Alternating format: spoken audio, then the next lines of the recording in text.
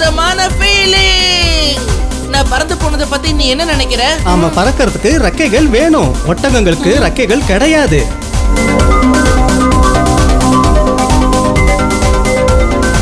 அகராதியில வாங்கணுங்கிற வார்த்தைக்கே இடம் இல்ல. எடுத்துக்கணும், புடுங்கணும். நமக்கு என்ன தேவையோ அதை நாம எடுத்துக்கணும். உனக்கு ஏதோ ஒண்ணு வினோதமா தேவைப்படுதுன்னு யோசிச்சேன்னா நிச்சயமா அது நடக்கும்.